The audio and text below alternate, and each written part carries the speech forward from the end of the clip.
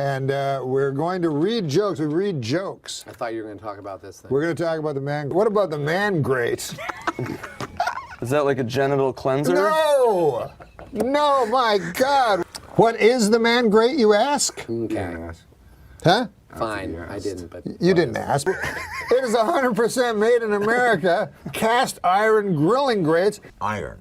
You don't pronounce it iron. That's what everybody tells me. It's the iron horse. Like Lou Gehrig was the iron horse of baseball. Yes. The word I-R-O-N is iron. No, iron. Cast iron. Iron? Cast iron grilling grates that are kidding when you say iron? You know what? Don't be like fucking Larry King. That motherfucker, I say iron and he's up my asshole for fucking 4 days. It should be iron. That's what makes English the world's toughest language. Yeah? You know, right? Sure. It is the Because toughest language to me, learn. it's the easiest. Man, great.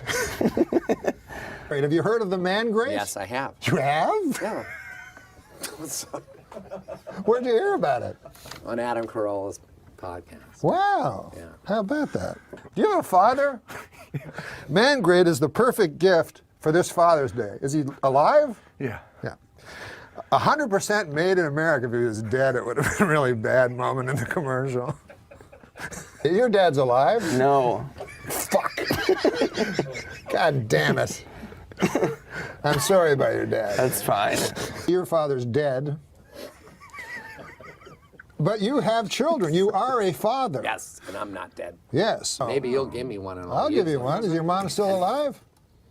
My mom? Yeah. No, she's dead. Jesus Christ, is any of your relatives fucking alive? It's man grate. They're revolutionizing the way people grill. What, Adam Egan? It's true. You haven't heard of the revolution? You can put chicken on this or steak. That's not that unique. It has heavy duty grilling grates. Why are you laughing? You think the grilling grates are flimsy? These are very heavy. Yes, no, but that's part of the charm. It weighs a lot of pounds. Is that heavy? Yeah. Listen, man, what was that fucking Vegas story? Shit. Jesus Christ. Sorry. What is in that? Again. It's revolutionizing the way people grill. Jesus. What? I thought it was like a, all right. You want to hear what it has? Yeah. It has heavy-duty grilling grates. Listen. No more dry meat. What do you think of that? Good. You want your meat juicy. Oh, come on now. Don't make it sound like a fucking fat, plumpy, delicious cock. No more flare-ups. You know, in your barbecues, all those big flare-ups. It was named one of 2012's best grilling accessories. There's more fucking facts about the man grate than about Nick. Why are you laughing? You're making a mockery out of the man grate. Chicken, steak, has never tasted so good.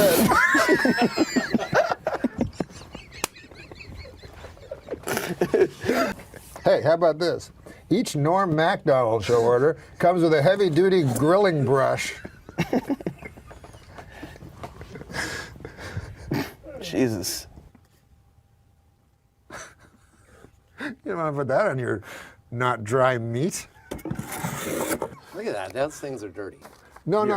That's from the iron. Are you sure? Yes. Well, it's not from my cock.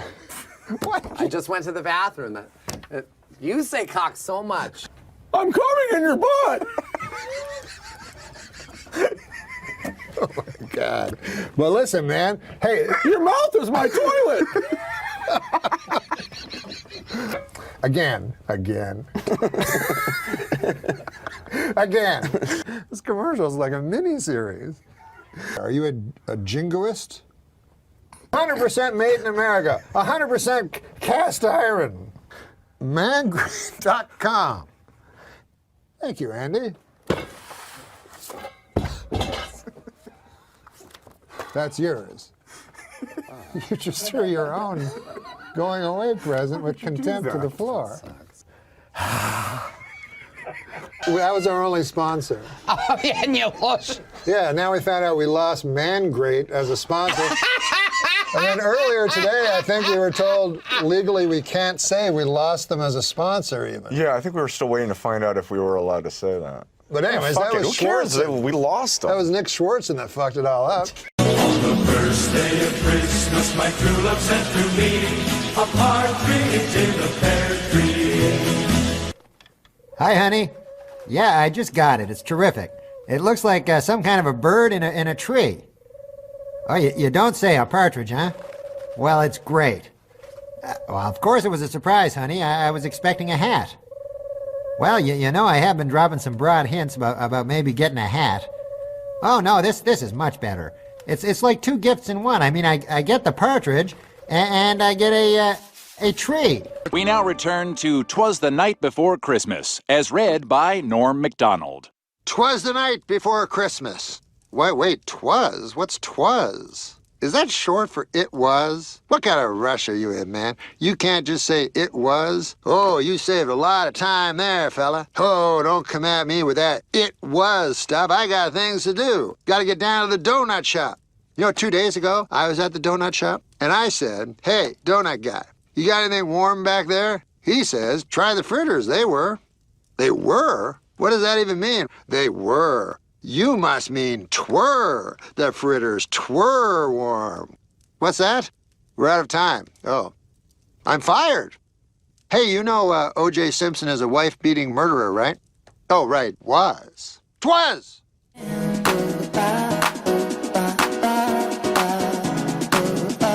Connected to our senses.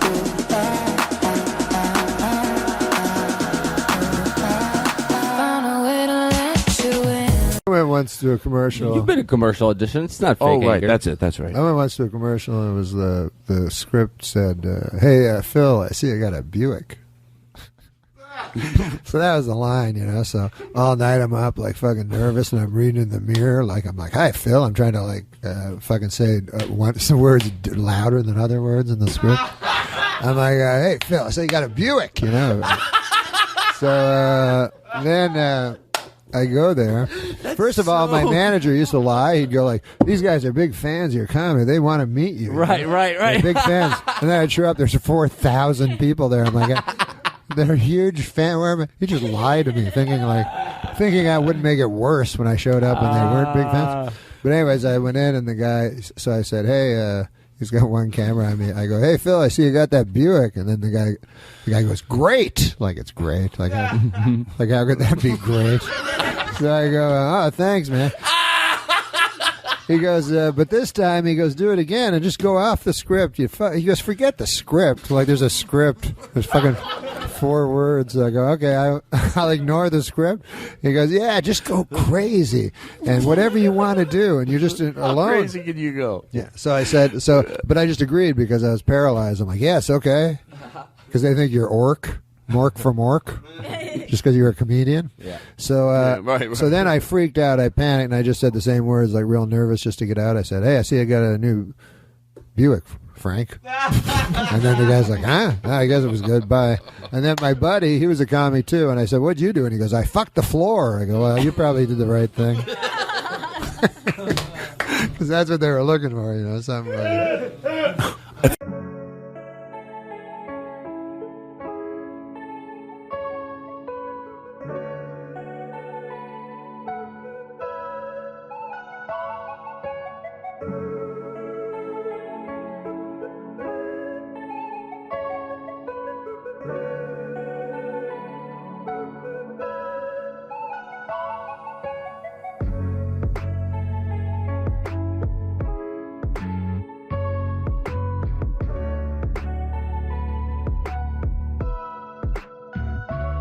This weekend, veteran news anchorman David Brinkley apologized to Bill Clinton for an election night commentary in which he called the president, quote, boring and uncreative. Admitted Brinkley, there was certainly nothing uncreative about the way you moved Vince Foster's body. The president's a murderer. You didn't know that? The mysterious Indonesian accused of illegally raising millions for the Democratic Party. Earlier this week, Secret Service logs showed that Mr. Wong had visited the Clinton White House more than 60 times.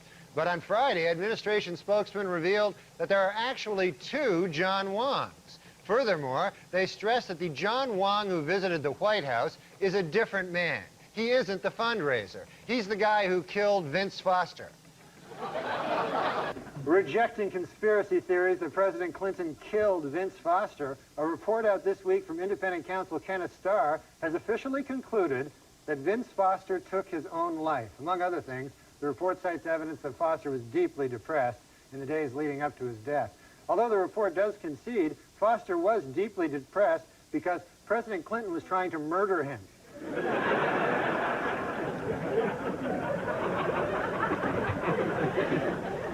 On Capitol Hill this week, 17 Republican congressmen formally asked the House Judiciary Committee whether there is sufficient evidence to begin impeachment proceedings against President Clinton.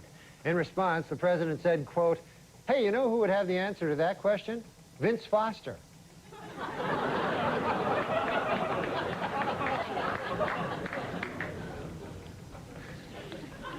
Okay, Norm, you're Canadian. Yes, I am. So what do you think of this whole presidential mess? Well, I hope that the Democrats don't steal the election from the winner, you know, but who knows? You like George Bush, don't you? I love George Bush, man. He's a good man, decent, you know, none of this. He's, you know, he's not a liar, a crook, murderer, or anything like that. So it'd be good to get the. See, I think we should get the homicide out of the White House and get like a fresh start, because we don't want any more murderers. I think we should just go on to the next question. Oh. Who's the murderers? Yeah. Oh, Clinton, he murdered a guy. Yeah, you know, we're not allowed you're not allowed to put out no accusations without That's a little darling. too far. That's the way it does work. Let's just go on to the next question. Yeah. This is not my week. What can I tell you? Oh, it's not mine either, and I'm being very nice, okay? Be a good boy. Now, Norm. Do you never hear that? No. Listen, No, we don't need I to don't want talk to get about into that. this, and I don't want to hear it, and this is not the place to make those accusations, and you're supposed to be funny. Let's get on to the next question. So get with it. There you go. This is a live show. Not for nothing, Why? Norm, but you have been properly chastised by Barbara, so I'm now going to ask the next I question. thought it was a matter of record. Shut up. Shut up. Look, Okay. let me do this, okay? I'll tell you what's a matter of record. You will not be invited back if you don't shut up. All right, now. Let's talk football. All right, manslaughter. Let's talk football. Norm, did you ever hear the word? The phone is ringing. I certainly hope that's somebody calling to tell you to go home. Oh, no. Dude, you got a phone ringing. Oh.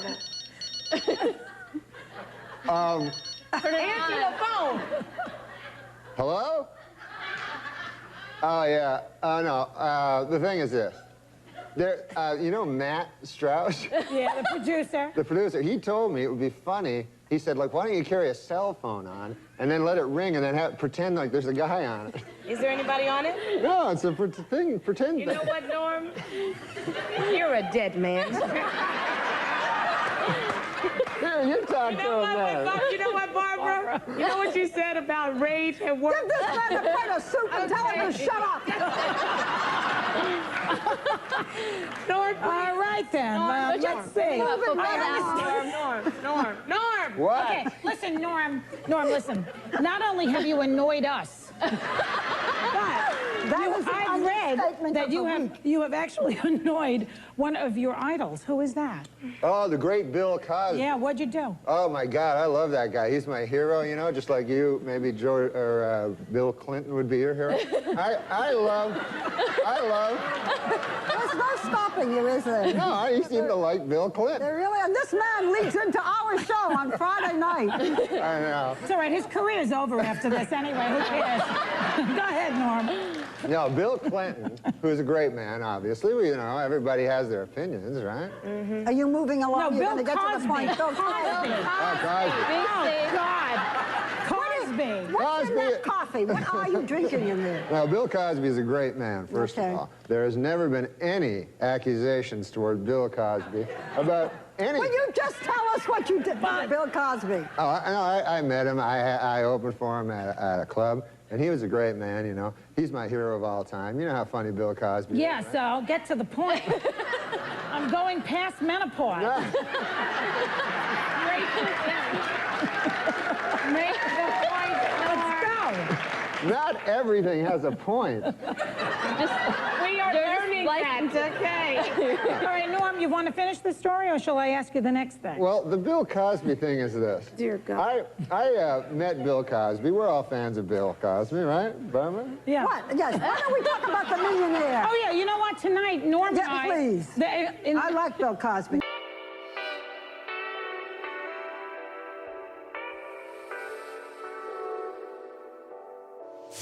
We've been down this road together. We've been seeing the colors fade. Norm MacDonald and I are on The Millionaire tonight. Oh, yeah. Well, tell him about that, how you thought he's dumb today. Where do you see him tonight?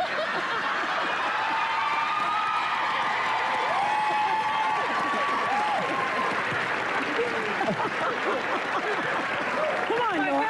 Tell him, Norm. People always told me Hollywood was like incredibly liberal and biased, and I thought it was untrue. But You want to talk about the millionaire? yes, I do. You have 10 seconds to tell how talk much about you the won. millionaire. Don't tell how much. Don't tell him what I won? No. Oh. You're not allowed to tell anything like that. Well, what are you trying to ask him then? I don't know. He doesn't answer anything anyway. So All we'll tell him. right. Okay, so he's on The Millionaire tonight, and he's on Friday nights, and on Monday, his taxes will be audited. so he's on Friday nights at 9. He's on The Millionaire at 9. You can play along at home on enhanced TV. You are a number. I have never met anything like you. We will be right back.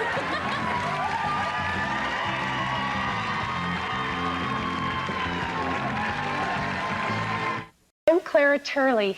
Welcome to the Bible Challenge, where we meet and rejoice in our knowledge of the good book. Praise the Lord. Let's meet our contestants. Stan Hooper is back. Stan is our defending champion. He's won 47 games in a row. Hello, Stan. Hey, how's it hanging? It's hard to believe just a few months ago, Stan was living in our halfway house doing odd jobs around the school. And now he's a world-famous authority on the Holy Scripture. How many years were the Israelites in Egypt? And the answer is 430. Stan? Just a little taste.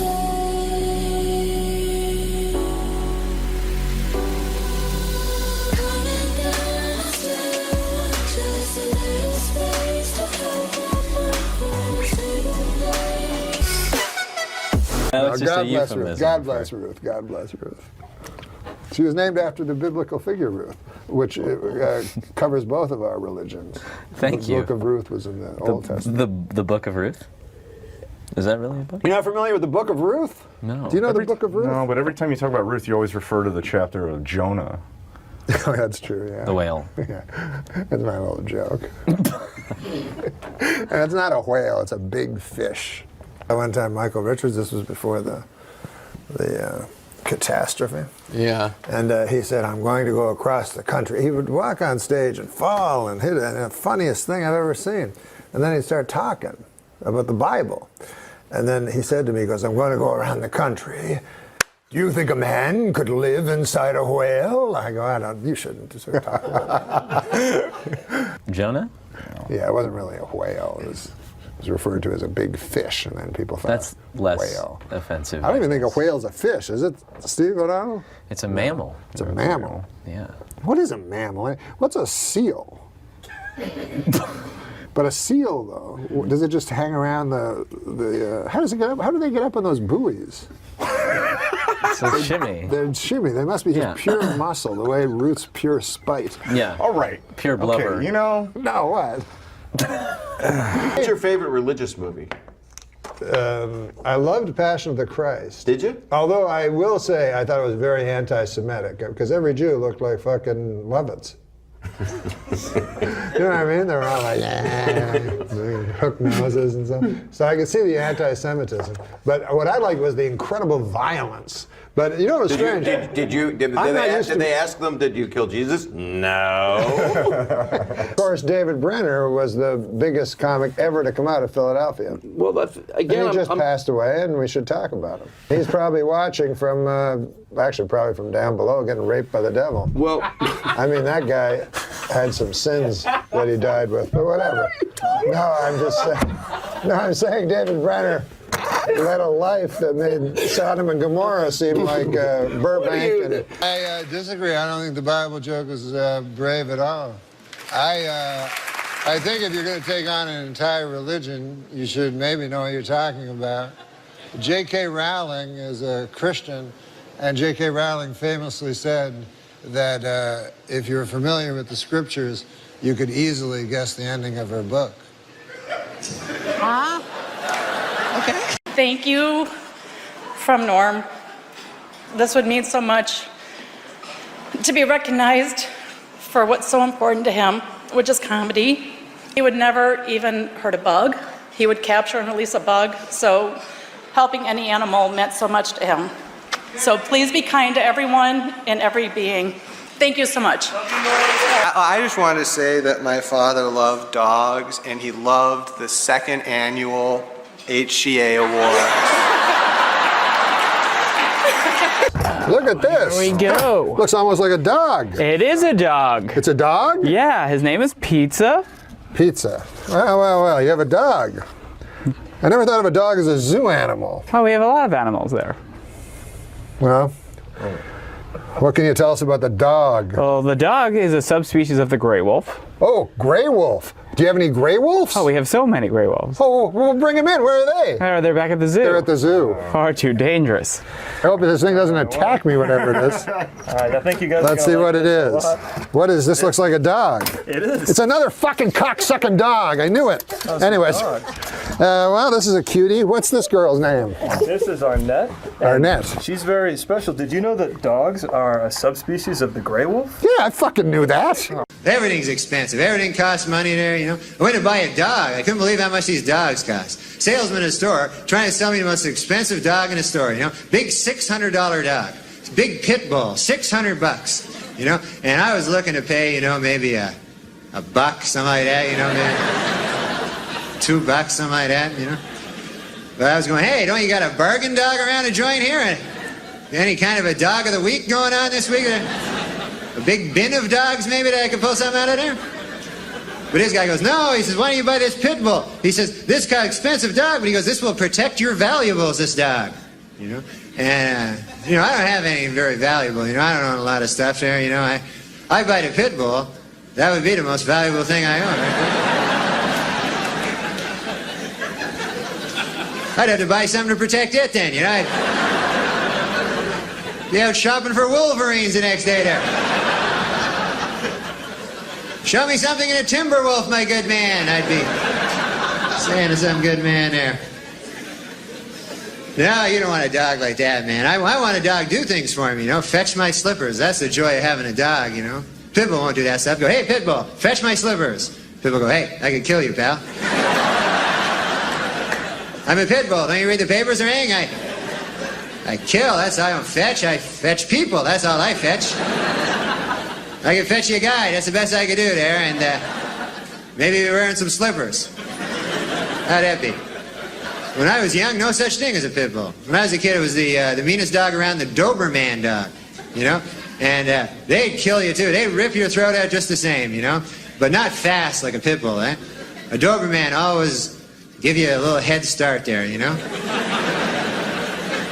They were a sporting dog, them Doberman. They'd see you in the street, they'd go, hey, that your house over there? Yeah, go ahead.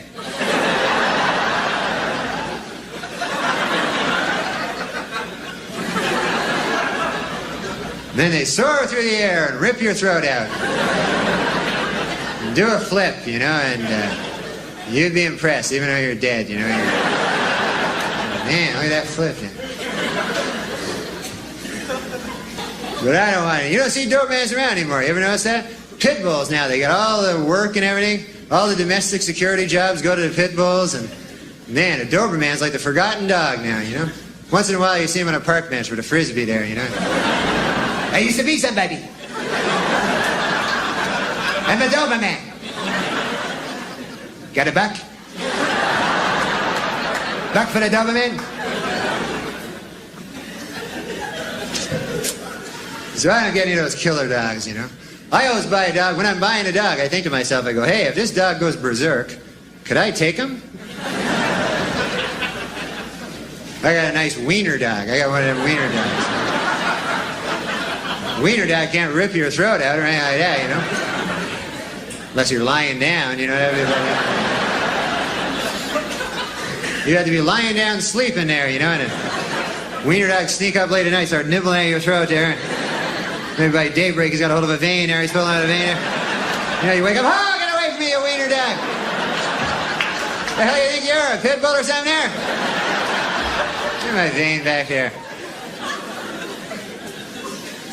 Where's you get off a wiener dog? There's a hickey, a little hickey there. That's about all. And that's embarrassing too. Hey, you ever have a hickey, man? You be walking down the street, people see you, hey, you got a wiener dog over there, huh? So I do, now that you mention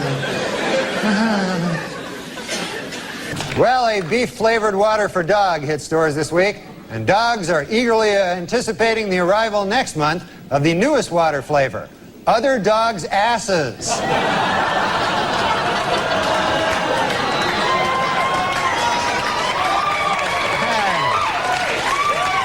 That it? Whoop! There I am. I thought I was over there. A sheepdog carrying $250,000 worth of cocaine in its stomach was found at JFK Airport earlier this week. A customs agent got suspicious when he saw two airline employees taking turns sniffing the dog's ass.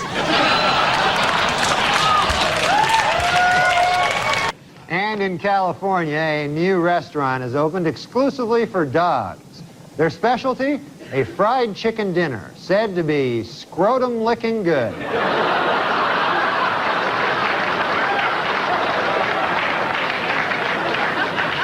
In Oklahoma, sheriff's deputies are using police dogs to sniff for bodies buried on an 80-acre farm. The dogs have sniffed the ground for 3 days, but so far all they've dug up is another dog's ass.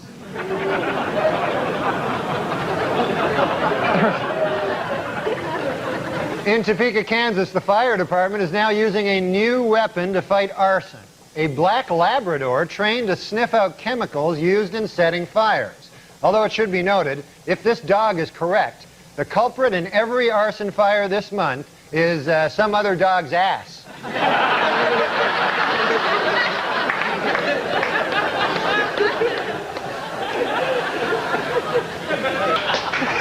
And finally, in California, pet owners. Pet owners can now take their canine friends to the world's first doggy wedding chapel, where dogs can actually be married in a civil ceremony. The ceremony ends when the justice of the peace says, "You may now sniff the ass."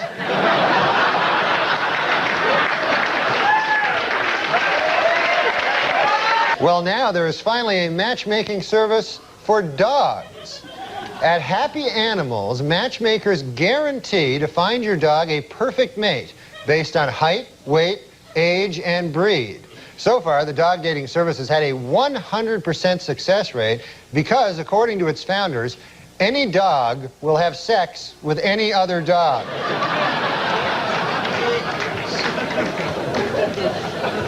Well, President Clinton received an early Christmas present this week, an adorable Labrador puppy. And presidential historians say that it will be good for his image. According to these scholars, in comparison to a male dog, the president's sex life will seem relatively normal. I have a joke. Oh, Norm's got a joke. Wait a minute. Here we go. Go. A dog walks into a telegraph office where they send telegrams. Telegram office, right? And so the guy says, "Okay, what do you want your telegram to read?" So the dog goes, "Woof, woof, woof, woof, woof, woof, woof, woof, woof." And then the guy goes, oh, I noticed you have 9 words. Do you want to put an extra woof like it's for free? And then the dog goes, no, that wouldn't make any sense. I was at a party with a friend and I noticed you first, and you returned my gaze, knew how to quench my thirst. You took me to that room like a dream come true. The dance you performed was just for me and you. Kisses on the neck, then you work your way down. Let yourself go for me all around town. Seductively stood before me. That it is kind of gross, you know, if you're not into it, because it's like why not jerk your dog off? You know, your dog probably likes it, but that's because it's gross. Yeah, he's a weird one, man. How many people, though, seriously? No, I agree with you, it's gross. Michigan man Curtis Peterson received a 15-year prison sentence for having sex with his pet pit bull. What's that, lassie? Woof, woof. Grandpa got stuck in a well? Woof, woof. Oh, you got raped. You think that happens a lot? Like lonely people and their dogs? Jerking off their dogs? Oh, yeah. Every time I see a woman walking down the street with a real big dog, I'm like, oh, they're going out. Women? Women are but they don't going even out like with fucking. They're going out with their dogs. No, they get their dogs to either go down on them. You know, Judd Apatow recently, and I'm apologizing to him. Oh, but his dog is sexy. Veterinarians in Colorado have reported that marijuana use is on the rise amongst dogs. They say you'll know if your dog is too high if it starts making a really tall sandwich. They like sweets better when they're high. Yes, I don't know. You know, dogs and humans love to run because it apparently gives them a natural high similar to that of marijuana, according to the University of Arizona. Wow. After running what are called cannabinoids, the chemical found in marijuana that gives you a feeling of euphoria, are higher in humans and dogs, and this encourages them to run again. To 7-Eleven for a Slurpee. A good name for a dog is Syndrome. That then when he tries to attack someone, you can yell Down Syndrome. Don't laugh. It's not. I mean, it's That's like it was a little insensitive, I guess. To stop a pit bull attacking her daughter, a Texas man bit the dog. Well, that's an interesting story. A man bites a dog. It's not what I would call news.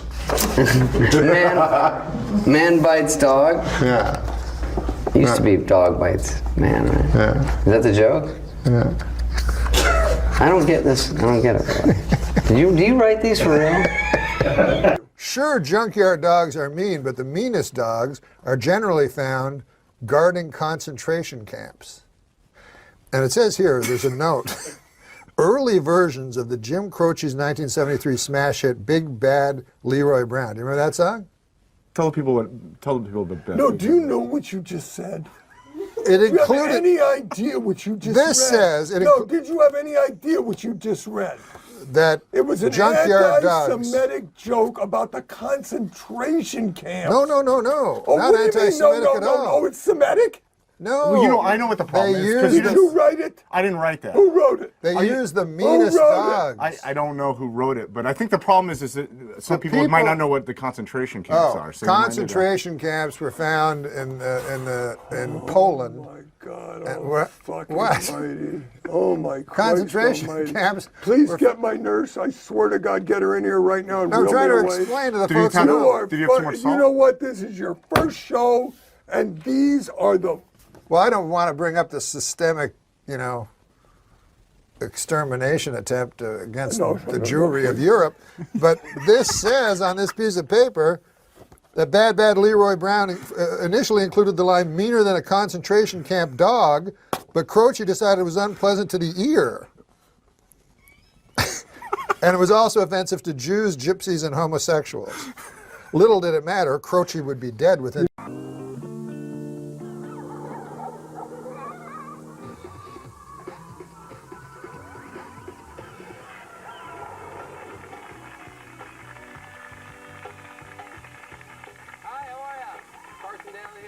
NORM MACDONALD, everybody, who's on the show today and all this week, sort of hanging out. How are you, Norm? Doing all right. Yeah? Welcome back to another day of MTV's Summer Share here at the Jersey Shore. We're going to chat with Norm about his movie Dirty Work in just a little bit. Plus, Donna D'Erico will be on the show, ladies and gentlemen.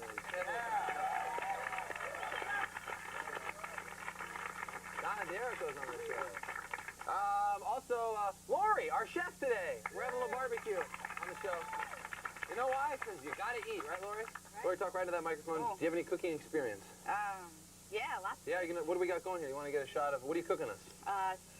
2 hot dogs and 3 2 hot hamburgers. dogs. How is that going to feed our studio audience today and all There, these people? cut it up. We're going to cut up. Can I taste the hot dog? Is that all right? Yeah. Oh, it's a little hot there.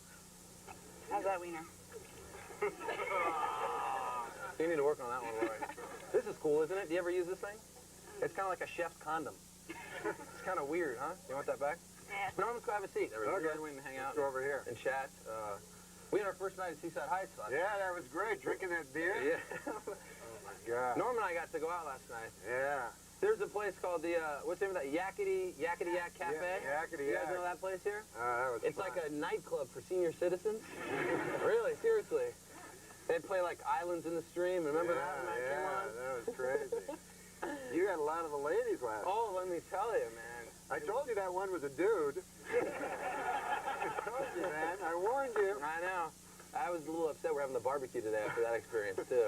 But how about when the girl you were talking to, when her teeth came out? It was crazy, seriously. Yeah, I wasn't talking to her during that point. I remember when you tried to put them in, back in her. Got ugly. Hey, also, our question of the day is, and Norm's here to talk about Dirty Work, which we're very excited about. Yeah, it's going to be fun. Tell us a little about just the plot of the movie. It's sort of a revenge. It's a movie, yeah. It's a movie about, I play a guy that opens a revenge for hire business. So I get revenge on people that can't think of them themselves. And you actually co-wrote this movie, and, and this idea actually stemmed from you just having a fascination about this idea. Yeah, I love the idea of revenge, yeah. Certainly. Our question of the day is, what's the best way you've gotten revenge? So if you're here hanging out with us, think of some ways that you've gotten revenge. Do you have any ways that you can think of in your own real life that you've... Well, this wasn't my idea, but my buddy did it when we were in college. We sent these dudes at this fraternity that we didn't like a big bunch of donuts, right?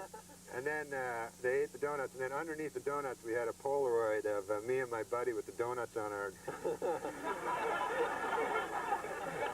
That's good. How come we didn't write that into the movie? We did. They wouldn't let us do it. All right, you know, we're gonna show you a video right now. It's actually a breakthrough video from Madonna. Part of this was shot in our New York studio in Times Square. You can check it out. Here is Jonas Ackerlund directed this video, who did Smack My Bitch Up from Prodigy. If you haven't seen it, it moves rather fast. Check out Madonna right now. Here's Ray of Light. Hey,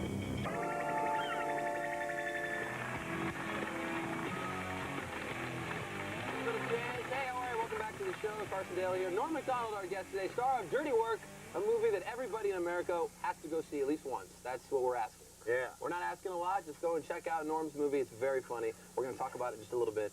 We've actually started yesterday, since Norm's going to be on the show with us all week long, kind of hanging out. When you came out yesterday, you didn't look in the like you were in the real beach attire. Right, I've gotten a little more. You're working your way. I had a sweatshirt yesterday, now I have a T-shirt. But we're taking up a collection fund, too, of everybody here. So by the end of the week, maybe we'll get you in a skivvy. Yeah. So this is the Norm MacDonald Skinny White Ass Fund. There it is. Sorry, Ski. You got that? We have about 14 bucks in it now, so I'll pass it around. If you guys want to see Norm in a, you know, like a thong by Friday, then drop some money.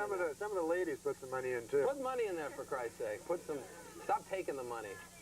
Our question of the day today, in honor of Norm and Dirty Work and the whole theme about getting back at people, is what's the best way you've gotten revenge? We have some people here, right here, who want to tell us a good story. What's your name, sir? Derek. Hi, Derek. Say hi to Norm. Hey, Derek. Norm? What's up, buddy? Not much. Derek, what's your revenge story? Well, it was Valentine's Day, and a bunch of my friends sent some flowers to a bunch of girls in my name, and it kind of got me angry. So that night, I went out, bought like a dozen eggs, went around like eggs their cars, and then I put like raw fish in the backseat of their cars. So raw fish is good on any it smelled sort of pretty revenge nasty. story. It really didn't smell too good. But let me ask you this: if they sent flowers to girls in your name, why is that bad? Well, you might get laid out of it. Yeah. No, is that so bad? No, they were. I don't know. They were some pretty nasty customers. Yeah. Yeah. Maybe they were dead roses, and it pissed the girls off, and they wanted to. The girl that they sent the roses to was not easy on the eyes, right? Not at all easy on the eyes. Yeah. All right, who else has a revenge story here in the sandbox of love? Hi, what's your name? Liz. Hi, Liz. How are you? Good, how are you? Good, thanks. What's your revenge story? I got back at this big, like, 7-foot loser that was always egging my house. Wait, that's that guy right there. Hey, seriously, so how bad were the flowers? I mean, but she's easy on the eyes. I mean, Go ahead, I'm sorry. We went to this kid's house with like Easter dinner leftovers. Yeah? And we put spaghetti sauce all over his porch, and like we wrote "die" with food coloring on the snow on his like lawn, and we threw like hot dogs and mustard and Does your family things seriously? all over his lawn. Does your family seriously have like a special dinner for Easter? What do you think about that? This guy doesn't sound like such a loser. He's 7 foot. He's got a Porsche and a lawn. Right. We actually talked to a few of our people here hanging out in the sand, and somebody in this crowd, we're about to show you a video, someone in this crowd, a way that they got back at their friend was they took their toothbrush, which is a very personal item. I mean, it goes in your mouth and stuff, and they put it in the toilet, which is another dirty place to put a toothbrush. So we're going to show you this video, and then try at home to figure out who the culprit is. We're going to show you everybody's face and see if you can figure it out. We'll show you who it is after the video. Who do you think it is, Norm? Just from looking at our audience. Who would be that revengeful to put a toothbrush in a toilet? Her? Any particular reason? She just looks like the type. Yeah, absolutely. That's the idea. All right, we're going to show you Dave Matthews Band. Don't drink the water. All right, that was Dave Matthews. He's Norm MacDonald. I'm Carson Daly, and these are my pasty white thighs right here. We're just checking out a little music video there. All right, we asked you at the beginning of the video to try and figure out from the crowd shot who was the revengeful person that put their friend's toothbrush in the dirty toilet. Who was it? Fess up. Oh, you in the back. Wow, I never would have thought it would be you. Of all people. What's your name? Jessica. Jessica, where are you from? Mawa, New Jersey. From Maui, New Jersey? Mawa. Mawa? Okay, tell us the story about this horrible deed that you did. All right, about 6 months ago, my ex-boyfriend cheated on me with one of my girlfriends. Oh, it wasn't the one next to you, is it? No. It'd be weird if you guys were hanging out so soon. This is family. She wouldn't do that. Oh, cool. But, and they both didn't know that I knew, but I find out everything, so I knew, and there was a party that night, and ever since they were, like, cheating together, she's been kissing my butt, and so was, like, he, so I knew something was up. So at the party, I went to the bathroom, and I saw a toothbrush there, so I swirled it around the toilet bowl a little bit, scrubbed it a little bit, and placed it right back in the holder. Wow. Norm, what do you think about that? I guess she's going to find out now. That's quite the revenge story. Yeah, that... You know what that wouldn't work on? Who? A dog. No. Why? They love the toilet bowl. Oh, that's right. Yes, they do. All right, we're going to check on the barbecue also when we get back in just a second. And Donna D'Erico will be out, and more with Norm, too. We'll be right back. Stick around. The fun has just begun here in the sun.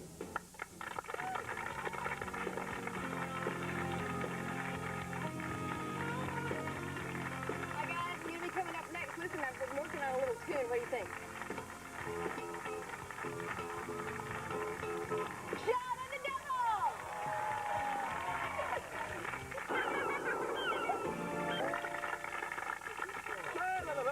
Hey, how are you? It's Tuesday. That means there's some new music in stores.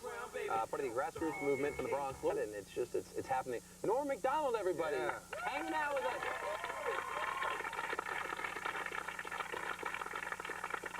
Have they ever raised the roof for you? Have you had that experience out yet? In a while. That's pretty cool. I love that band better than Ezra, by the way. Do you really? But you know what band I don't like? Which one don't you like, Norm? Ezra. They're not as good. Let's bring out our next guest, Donna D'Erico, everybody.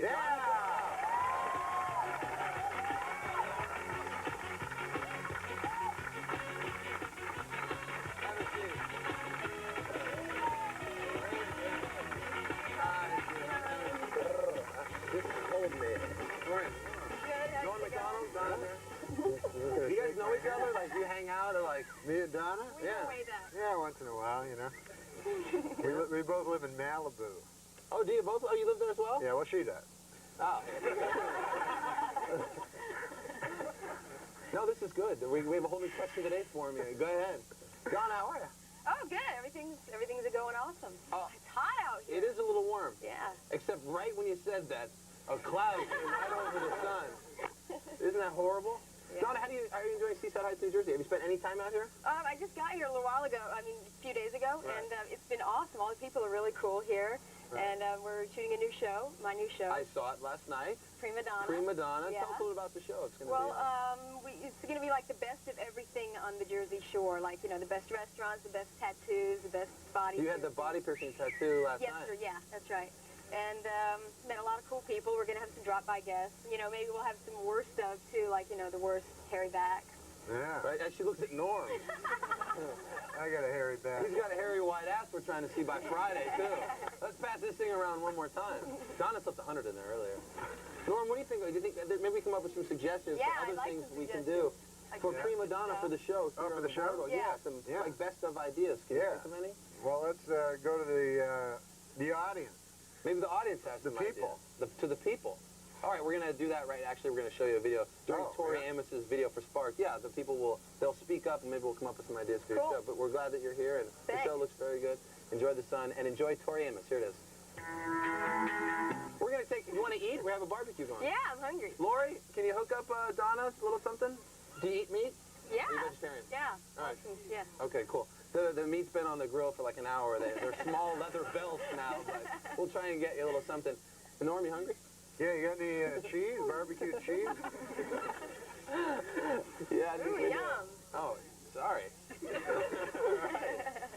The barbecuer is a nice woman. Oh, that's great. All right, we're going to take a quick break. When we And get look, back. it's with more all with the Donna, more with Norm, and more barbecue. Fun in the sun. We'll be right back. Stick around.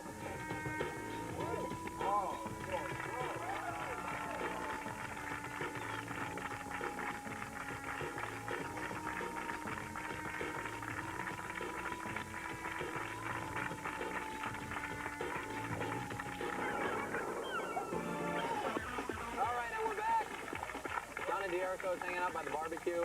Because that's what we're doing. We're queuing up a little food today. Everything all right over there, ladies? Good. Norm MacDonald is here. Norm, Dirty Work comes out June 12th, is that right? June the 12th. That's June right. the 12th. You co-wrote this movie. Yeah. Where'd you guys shoot it? Toronto, Canada. Your native country? Yeah, it's my native country, man. It's the greatest. Did you have any? Yeah, you co-wrote the movie. Did you want to shoot it there? Yeah, I wanted to shoot it in Toronto because I love American movies shot in Toronto. So you ever see those? Like you'll see like Nicholson and Ned Beatty or something driving down the street, you know, and they're talking, and then a cop will stop and go like, "Hey, you're just past a red light there." All the extras are Canadian. Oh, right. Like the X-Files. I think they shoot up there too. Yeah. So all the extras have this retarded accent for no reason. Was it just so many comedians working on this movie? You guys are all so funny. I mean, like Chevy Chase and yourself. Yeah, Chevy and Chris Farley and Don Rickles. We're going to talk about Chris Farley too. What was it like working on the set with all of these just funny people? It was hilarious, man. Like Rickles just insults everybody all the time, and most of his insults don't even make sense. Right. Like he'll just go, "Why don't you go to Alaska and suck on a whale?" You don't know what it means, but it's funny. That's cool. That's actually our question of the day was, what's the best way you've gotten revenge? Because it ties into the movie, Dirty Work. The movie's all about revenge. I love the revenge stuff, Yeah. too. And you go in for the revenge for hire business. Right. So we have a bunch of cool revenges that you can use at home. Yeah. Is there going to be a Dirty Work again, like a sequel? Yeah, dirtier work. We're going to, anybody in our audience want to answer our question of the day? Right over here. What's the best way you've gotten revenge? What's your name? Shanna. Shanna? Yep. Okay, hi. All right, my boyfriend was cheating on me, and I found out, and I went over his house and used the bathroom while I was in there. I poured a nice amount of Nair into his shampoo, shook it up, broke up with him. Ooh. Is it Matt Pinfield, perhaps? What happened? Did you ever hear? Did he go bald? Or? Well, all I know is he didn't leave his house for like a couple of months after that. I did not see him at all. What if the Nair went in his eyes and he blinded him? Oh, well. That would be a scene for Dirtier Work. Yeah. June 12th, the year 2000. You know what I don't understand about that story? What? What did the guy do wrong? Yeah, what did he do wrong that made you do that? He cheated on me. He cheated on her. He was sleeping with another He girl. was sleeping with another girl. Is that wrong?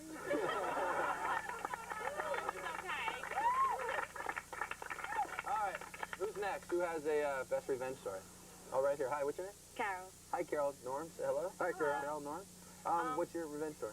Well, the guy I was seeing didn't ask me to his formal, so I showed up with someone else.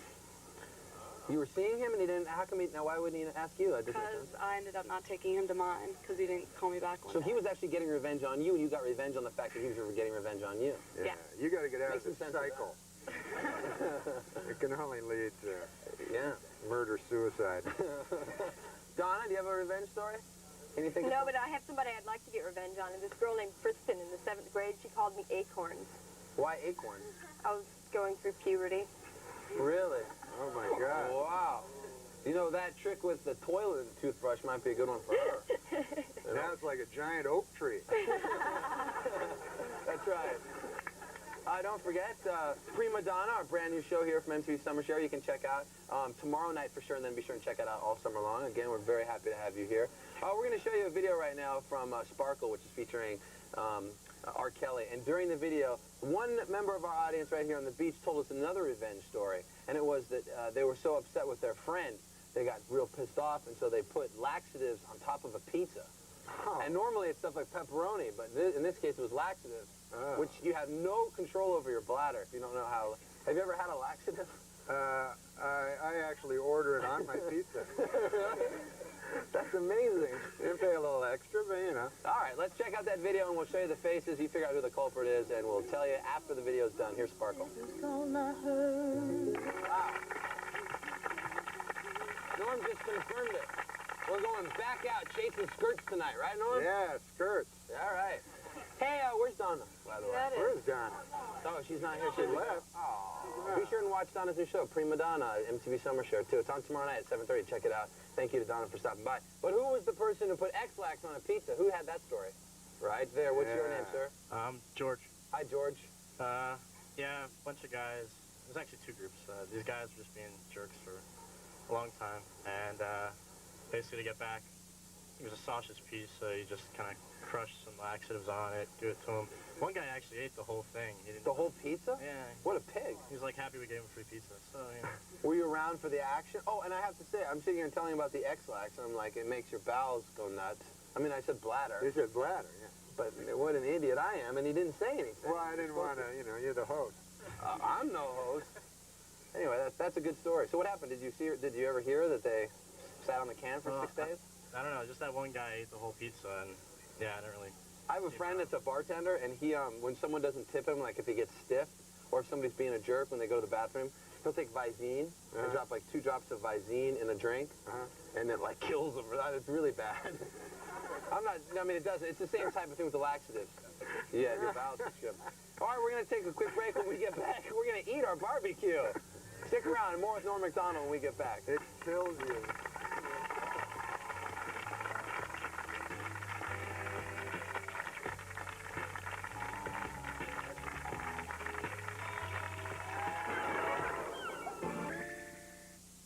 Hey, Jimmy, that girl you're with, she's not the, Yep. Lynn Young, the Saigon whore who bit my nose off. We're getting hitched. Oh. Jimmy, let's go. Hold on, I'm talking to my friend here. Jeez.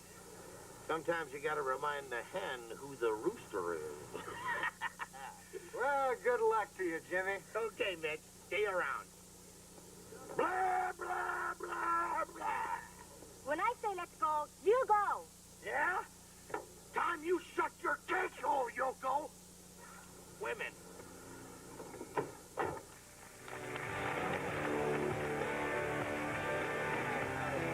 Dirty work. Chris Farley and Norm MacDonald is hanging out with us here all week long. Chris Farley has to be just one of the funniest people. Is he that funny just in real life, too? Like Yeah, he was funny all the time, constantly. Right. Like, he's the kind of guy, he's the only guy I ever met that he could make, like, young people, old people, you know, smart people, dumb people, didn't matter. He could make anyone laugh, and he did it, like, constantly. He was a great, you know, he's probably the best comedian I ever saw in my life. How long had you known Chris? I knew him, you know, about 5 years. And he was a real sweet guy, too. And he did this movie for free just to hang out, you know. No kidding. So it was real nice, and I'm proud that he's in the movie. He was really, really funny in it. Was there anything when you shot it that sort of made you go, wow, you know, he's a lot out of control, something bad might happen? I mean, No. is there any sign of anything? No, when he worked, he was completely straight all the time, you know, because he was just consumed with his work. Like, whatever he did like 1,000 times more than everybody else. So when he did the work, he just completely, you know, and then at night we would write, because he ad-libbed and wrote most of the scenes he was in, you know. Really? So when he got into work, that's where he was the straightest, you know. We were just talking about how movies now, like every movie is like a big budget film, like Deep Impact and Godzilla and like these two, you know, Titanic. It's amazing. I mean, since you co-wrote this movie and now it's on, what do you think about just the size of movies today? Is it like intimidating now to have To have like a regular budget movie like mine come out against big ones, yeah, it's hard to make. I have a kind of a plan to make a lot of money in this movie, which is I'm charging $1 million a ticket. So I get 100 dumb rich guys. I'm all right. Very good. June 12th it comes out. Yeah. Are you gonna continue to write movies and? Yeah, I'm writing another one now, and I'm starting another one in 2 weeks after this comes out. Would you ever play like a serious role? Nope. All right, we're gonna check out a video right now. Here's Janet Jackson with "I Get Lonely." Norm MacDonald white ass fund. We're trying to get Norm some money. I figure if you get enough money that you just might get out of those jeans and shirt, and we can see you in a bathing suit by the end of the week. I think we're up to like 20 bucks. That's close. Yeah, we're getting there. Norm, thanks for being on once again. Man. We gotta go out tonight. Yeah, how about we go get a beer? That'd be great. All right, we're gonna go get a beer later tonight. Thank you, Lori, for our barbecue. You're doing fine. We also want to thank Donna D'Erico. Be sure to check out Prima Donna. It's on tomorrow night at 7:30, and we'll see you, of course, tomorrow right here. Thanks for watching. Bye.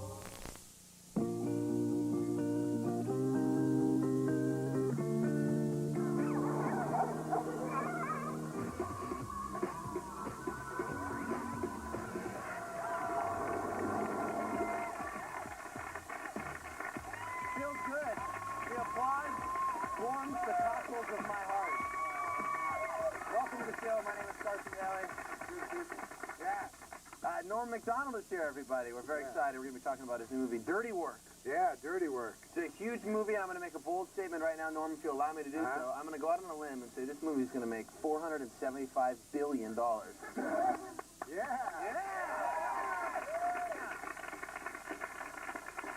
kind of like the CNN poll, though. There's a plus and minus error factor of about $275 billion. Right. Now I'll make like $800 million, and everybody will be disappointed. Tonight are the movie awards on MTV, which we're very excited about. And during this show, we're going to be showing you some videos from groups and artists who will be performing tonight on the movie awards. Do you like the movie? I know you hosted. Movie awards are cool. Yeah. You hosted the ESPN awards. Oh yeah, the ESPYs. The ESPY awards. How was it hosting a big award show like that? Well, you know what I did? I did like I just did my jokes, but what they do is they keep cutting to these guys that hated me. What? Yeah, like I do my joke, because I did a lot of like jokes about OJ and stuff. Yeah. And then they cut to like OJ? Marcus Allen or somebody of OJ. And then they put him on this giant screen behind me at Radio City Music Hall. Right. So I do the joke, and then they show some scowling athlete. Not a very good vibe, I'd imagine. Yeah, no. All right, our question of the day is, if a movie was made about your summer, right, what would the title be and why? I'll ask you first. We're going to ask the people right here. Oh, mine would be called Dirty Work. Is there a need to ask why? I don't think so. Hey, we're going to check out a video right now, and then it's going to be coming to you from... We've been showing this video. It's the theme to Godzilla, a movie that won't make near the money that Dirty Work is going to make. Exactly. And this is Puff Daddy and Jimmy Page. We've been seeing the performance from Saturday Night Live. And they have a video now, finally, so let's check it out. Here's Come With Me. All right, that's the scene from Dirty Work, which is out June 12th. Don Rickles is in that clip there. Norm is right here, of course. That was a dream to get Rickles in this movie, because I always loved him ever since I was a kid, you know. Yeah. That was great. He's got a really cool style of comedy, because you never know if he's serious, and he always seems to put people down, and it's really funny. Yeah. I wrote Rickly things for him, Don Ricklish things for him to say. Yeah. And then when he got there, he just insulted them all, Little Rickleys? Yeah, like he didn't want to do them. So I said, I have to do whatever you want, just insult me, you know. And so then, sometimes he'd insult me, but like he'd forget that it was in a movie. So, you know, I'd be in the movie, and then he'd go like, I'm a friend, how you got a movie? I have no idea. And I go, no, you can't say that. What are some of the things, like, specifically you would write for him? Do you remember anything?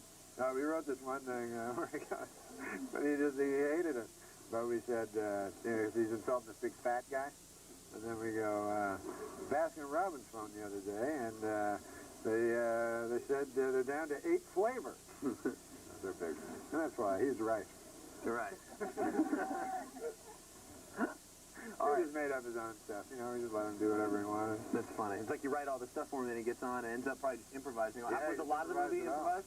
His stuff's mostly improvised, and Chris Farley's stuff's mostly improvised. Right. Another appearance in this is from someone who works at MTV, Rebecca Romaine, who hosts the House of Style. Yeah, she plays a bearded lady. That's awesome. Yeah. And it was, you know, she's a bearded lady that wants to have sex with me, but I'm grossed out because she has a huge beard. But meanwhile, she's like super hot lady. Right, behind the beard. Yeah, and torn. Right. And Gary Coleman's in this too? Oh yeah, Gary Coleman. He was fun to work with because I always loved him on that show, you know. So I wanted him to get in the movie. Right. You know the show he's on? Yeah. What's Happening? Yeah, no, different show. What's Happening? First thing that came to my mind. So yeah, so you know the funny thing about working with him is like you still think of him as a kid. Like Sure. When you're working you with want to call him Arnold probably all the time. And so all the time I'd be like, hey Gary, how's it going? Can I get you a cookie or something? He'd go, I'm 50. Get me a prostitute and send her to my trailer. You know, it's tonight on MTV from 9 to 11, our movie awards. We're very excited about some of the best movies over the last year. And next year, I'm going to go out on a limb and say Dirty Work is going to win all the movie awards. Oh, yeah. It's going to win if they have a category, most horrors in a movie. Right. We have a lot of horrors. How many? Did you count? Is there a There are horror about 40 horrors in the movie. Right. That doesn't include the dead hookers. Yeah, no, those are... Maybe you'll get a statue for that, too.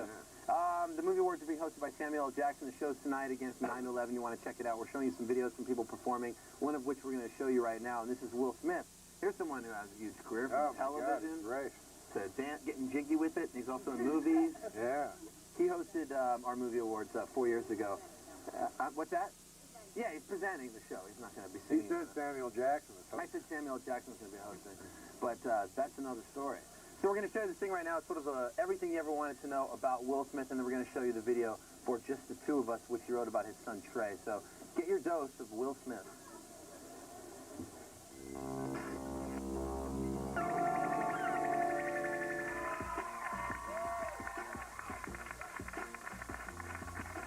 What is there, somebody famous here? Where is he? Warren Beatty, everybody! Come on! No, he's not there. Welcome back. Norm MacDonald, that's I'm sure with we're his having applause fun. before. All right? I'm having a great time. Me too. We've been hanging out all week. I know, it's been 6 days. Yeah, well, not quite. About 4 days. Definitely. Dirty Work is a good movie, and that's coming out. Yeah, that's coming out soon, June 12th. You know all about that. Yeah, I was in it. Yeah, I know that. Your first leading role. And I wrote it with my buddy Frank Sebastiano from right here in Jersey. And you know what he is? He's a dirty hippie, that guy, Frank. That's for sure. He's a damn dirty hippie. He's a damn dirty hippie. Hey, our question today is if you're going to make a summer movie about your... Are you going to make a movie about... What is it? If you're going to make... If you're going to make a movie about your summer. What would it be called? Right. And why? And why? What would yours be called? Mine would be called Dirty Work. Okay, good. Just want to see in case that changed. Or maybe Dirty Work, which opens June 12th. Who here in the audience has one? Hi, what's your name? Hi, I'm Karen. Hi, Karen. Where are you from? I'm from Noka Harbor. Okay. That's around here, I guess. Yeah, it's about 20 minutes away. Okay. Say hi to Norm MacDonald. What's up, baby? Hey, Norm. babe.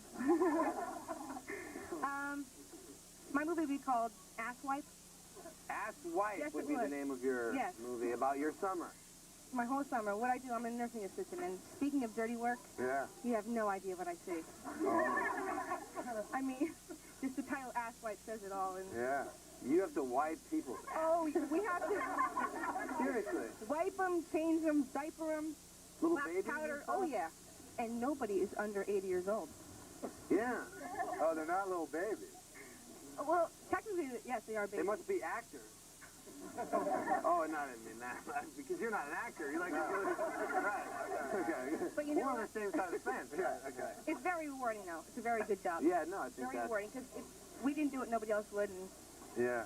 You get a lot of free shit, probably? I totally missed what you just said, but it must have been pretty funny. Does anybody have to... Never mind. All right, who's next? About your a movie, about your summer. What's your name? My name's Anthony. Hey, Anthony. What's How up, you man? doing? Say hi to Norm. What's up, Norm? Hey, Anthony. Okay, well, my movie would be called Dirty Work. No. Oh, you're catching on. I'd call it Hot Dogs and Donuts, because that's all I've been eating all summer long. I mean, wake up in the morning, throw a few hot dogs on the grill, and go to Dunkin' Donuts, get some donuts, you know? Notice that he eats the hot dogs before the donuts in the morning. I ate them together. Huh? Yeah. I ate them together. Yeah. There's, I wonder what a psychiatrist would have to say about that. Hot dogs and donuts. Who else would be in your movie? What big actors? Probably me and my friends, because I think we're pretty good actors. You? I'll give you a job, too, He maybe. said actress. Oh, Yeah, actress? like who would be your leading lady in Hot Dogs and Donuts? That girl there was pretty good. Maybe she could, Oh, over here? Oh. Hey, welcome to Love Line. Yeah, which one? Come over here and pick her out. Come sit by her, please. All right, we need to show you a video. Norm, you mentioned that you liked Bob Dylan's work. Oh, yeah, Bob Dylan's the greatest. And a lot of people say that his the most recent record he put out is one of his best. Yeah, it's a great album, man. You got to get that. Yeah, and where a lot of people know, of course, Jacob Dylan, his son, who's Oh, yeah. the Wallflowers. He sucks. I'll represent Jacob Dylan, and you can represent Bob Dylan. Yeah. All right, that way it's 50-50. We're going to go I'm ahead. kidding. I love Jacob. We're going to go ahead and show you this, and they're performing tonight as well, the Wallflowers. So check out Heroes.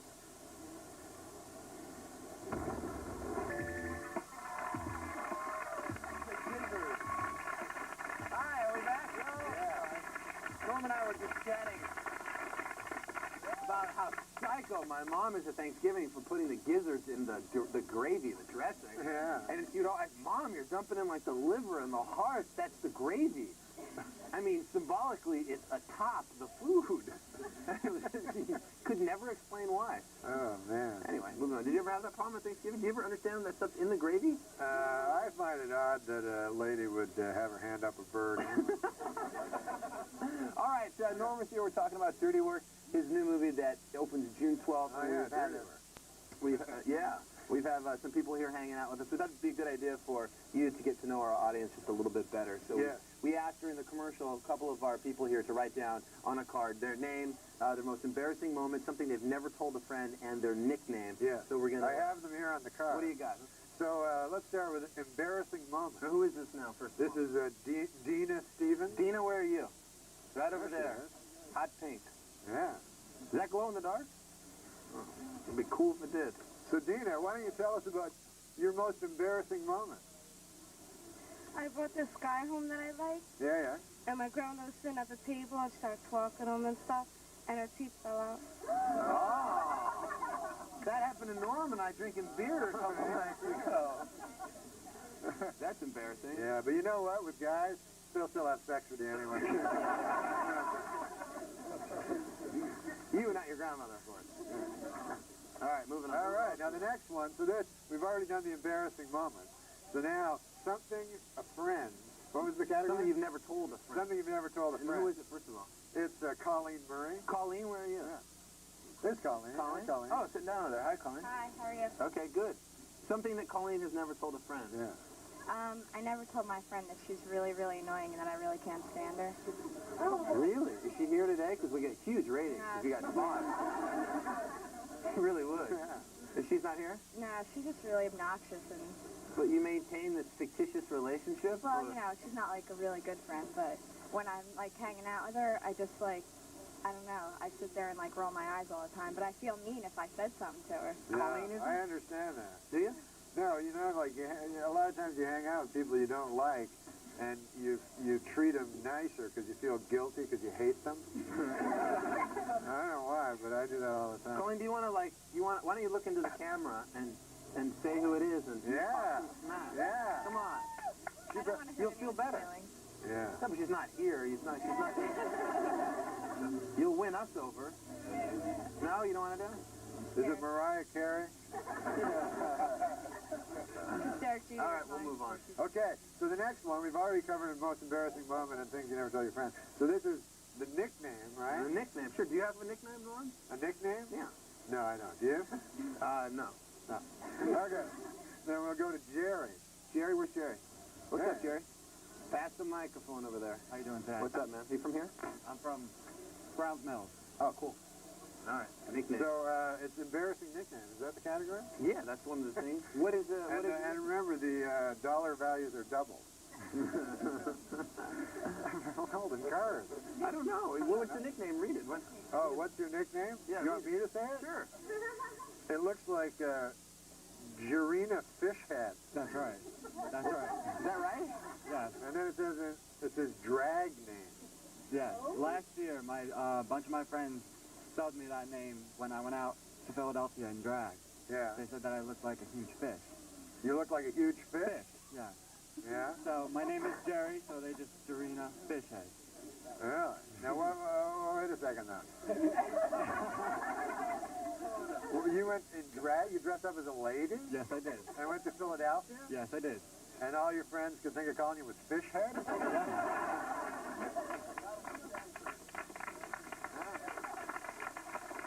I'd be hanging out with those ignorant friends, too. I don't know what part of New Jersey you come from, but... They could probably figure out a little bit worse than Fishhead. That's right. I could. Maybe you could come back on tomorrow's show and drag for us. That'd be great. Would you? Yeah. All right. Maybe we'll do that. That'd be cool. All right. We're going to show you a video right now. Of course, the MC Movie Awards are tonight from 9 to 11. If you want to check it out, we're showing you some videos of people performing, one of which is Brandy. Here she is in her latest one. What's that? Oh, Monica is performing? All right. How come they're not both doing this song? This is a duet from Brandy and Monica, which a lot of people think they hate each other, and they don't. They get along very well. That's why they wrote this song. They fight after Mekhi Phifer. Here it is, The Boy Is Mine.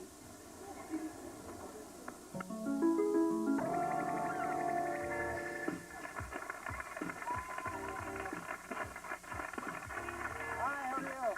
Carson Dale here. Welcome back to the show. Norm MacDonald, we're at MTV Summer Fair in Seaside Heights, New Jersey. We're hanging out. I have this incredible urge as I sit here in New Jersey, right on the coast, looking out into the lovely ocean, to go shrimping. Shrimping? Yes. Yeah. Have you ever been shrimping? No, what is that? Catching some shrimp? Yeah, and clamming and stuff. I don't know how. Can you do that here? Isn't that like a big crabbing? Crabbing. Yeah, it just seems fun, just going out there and How do you catch shrimp? Do you just use little worms? Is it a net? Yeah. You know, you have to get a license because there's this place I drove by in New Jersey that you can, you have to get like a clamming license or something. Oh, yeah? Yeah. All right. That's what I'm going to do maybe this weekend. You want to come back and go clamming? Yeah, go clamming. Hey, we're trying to get Norm when he got here on the show on Monday. He just was so really overdressed for the beach. And we're taking up a little collection if you guys want to see him in his bathing suit. We've got about, I don't know, $30 or so. Yeah. It's his skinny, white, hairy ass fund. Yeah. Right here. We'll start it right over here. If you want to throw in some coin, you can. Yeah. I have a lot of hair on my ass. I'm thinking of putting it up in a bun. Really? You know, we should get Jerry to maybe wear a nice bikini. Yeah, sure. You know, putting it up in a bun, right? Yeah. That just solves it temporarily. You know that? You'll still have hair on your ass. Yeah, you're right. Performing tonight at the MTV Movie Awards is this lady right here, Natalie Imbruglia. Oh, she's great. Yeah, she is. And here's Torn.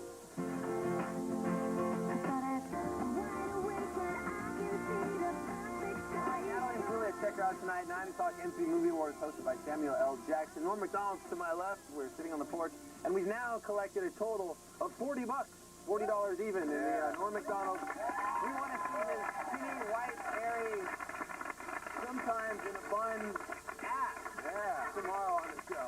So, thank you, Norm, for hanging out today. Yeah, tomorrow, once again. man. We're going drinking tonight, right? We're going drinking tonight. Yeah. Norm and I have had one hell of a week. Maybe we'll get in the tank tonight. What's the tank? Oh, the tank. Sure, yeah. All right, tomorrow on the show, Dweezil Zappa swings by with pizza loaf and more Norm. It'll be Friday fun. We'll see you tomorrow. Thanks for watching. Don't forget Dirty Work, Sweet 12.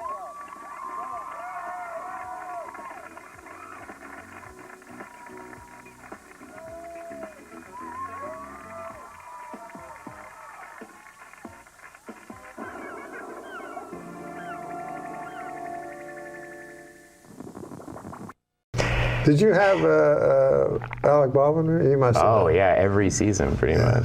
He's amazing. I don't know what he's doing now. He was He sends me unreal. weird tweets. But, you know, he's being caricatured on Saturday Night Live, like, quite mercilessly by Alec Baldwin. Like, is it funny to you? Is that funny? No. The only reason I don't find it funny, when I was there, Daryl Hammond did Donald Trump, and that shows how far back Trump goes, because that was 20 years ago. But Daryl did him then. It was a softer Trump, you know. I think it was a Trump that was a lot closer to his real self.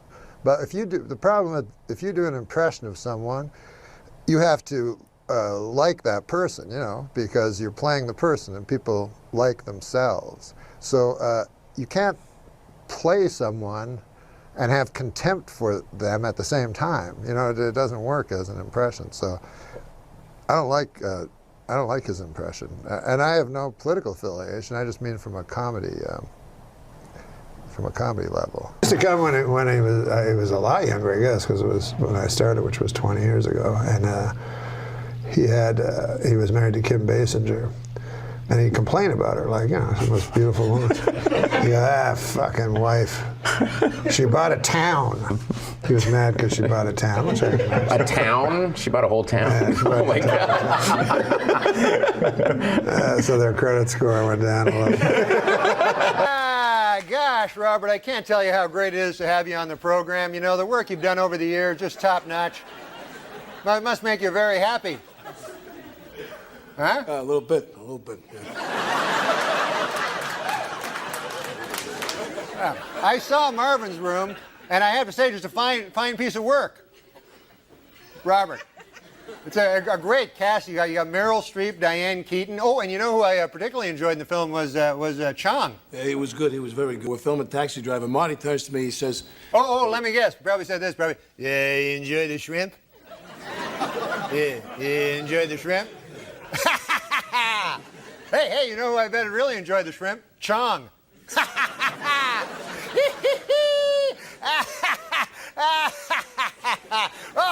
But the coolest thing he did, he walked in and he threw a whole bunch of cigarettes. Like he had 12 packs of cigarettes. Oh, wow. And I thought that was really cool. He was very, you know, some of the hosts, as you know, were not very involved in the writing. Yeah, no, he was totally. He could have been a cast member. He really could have been a cast member. Yeah. Feelings going up and down, picking up the pieces that you left behind, hitting a new cup of flow, breathing in the smoke and clearing up my mind. The thoughts of you, I never knew what the hell you got me. What do you mean? And so there was a secretary, I don't suppose you call them that anymore, but a pretty girl behind a typewriter, whatever you call them. And she was very sexy, you know. He's trying to be like us, you know, one of the guys. And he goes, that secretary, no, not that, he didn't say secretary. He goes, that assistant girl out there, man, I'd saw my left leg off to fuck her. Jesus Christ. And I said, I think all you have to do is ask her. Why? Yeah, you're Alec Baldwin. I think you're all right. Did you ever, what about these comedians that have some goddamn horrible affliction and then come up and talk to you? You ever have that happen to you? On stage or in life? No, off stage. So some multiple sclerosis or muscular dystrophy, something like that. Yeah. And then they roll over to you and makes you feel not easy. Uncomfortable, and it hurts timing. Yeah. It's a hell of a thing, huh? But when you get a guy close to you like that. Yeah. I don't excel in those type situations. No. And I feel very bad about myself. Sure. Maybe more than any other time.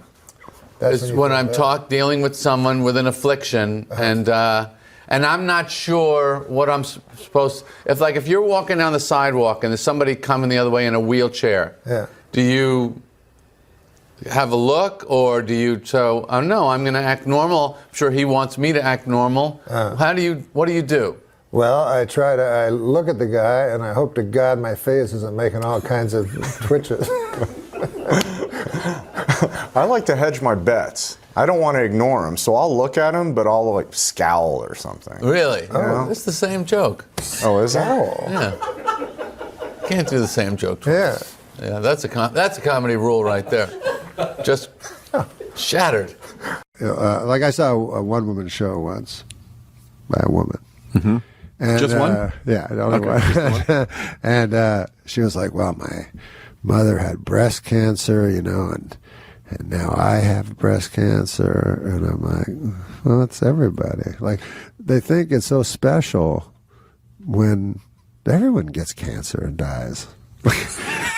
Like, that's not great. What if we just ended the podcast? But you know, it's almost like the height of narcissism to think that you're going to you know, you're going to be so brave as to talk about it in person, right? Whereas all you're doing is just garnering sympathy for yourself. Well, I guess that's true. How is that brave? It seems cowardly to me. It seems much braver to me. Like, I remember Richard Farnsworth was an old character actor, and he did a David Lynch movie called The Straight Story, and riddled with cancer, you know, his last movie, and very frail. And it's a fantastic movie if you ever get a chance to see it. It's not a style, because I'm not really that big a fan of what's his name? David Lynch? Yeah. I'm not a fan of it. I don't understand weird stuff. I'm like, huh, what? But this one is a straight ahead story. You know, you think. I call it like a hard G. It's G rated. Okay. It's hard G. I call it hard G. Because the second time I watched it, I'm like, whoa, I understand it all of a sudden. Like, you got to see this movie. Okay. And if you watch it closely, there's like hellish things going on underneath the surface of what looks like a quaint story. It's based on a guy who, in actual real life, drove his riding lawnmower across the state to visit his brother who was dying. So anyways, the point of it is that Richard Farnsworth was nominated for an Academy Award for the movie. And if he had said he was filled with cancer, he would have won for sure. Sure. But instead, he didn't say it. And in fact, no one knew it. His family didn't know it. He kept it from everyone. And then he was a stuntman before he was an actor. He did what they call a stuntman's death, which is you put a shotgun in your mouth and with your toe, you pull the trigger and blow your head off. Oh my God. And so that to me is courageous. Like, you're not being a burden to your family. You know, they know nothing about it. And then you're gone. And then that's it. Yeah. And then toe in the shotgun. Yeah. And you know, they write him, he wrote a nice letter to everybody, you know, in the family, and said that, you know, he didn't want to, the reason he did it is he didn't want to cause people distress. So I thought, wow, how incredible. Like, how many to just people go through could it do alone. that? Yeah. So you don't think to go through it alone. You don't think you would write confessional, like, you didn't talk about any of the gambling stuff in your stand-up, did you? Was that stand-up? No, never. I never talked about me, really. You know, I talked about universal me. You know what I mean? Right. That I was afraid of death, or that, you know, that kind of thing, which is this was something that everybody is afraid of, you know, and so things like that it was me, but it was everybody. Sure. I wasn't pretending that it was a specific ailment that I had. And if I had a specific ailment, and possibly I do, you don't know. I don't know. But I would not talk about it. I would not, I hope that I would not discuss it and just try to benefit monetarily. Try to hit me with your pity till I can't trust, but I still push on. Got me changing my ways, trying to fit poison my. I also loved that I found out that he died after he died, because to me, show business, we're here for you. You're not here for us. Now I'm not judging anybody, but there are people who, you know, whatever they're going through, they share it with the audience. Sometimes the audience loves that. I've never been in that camp.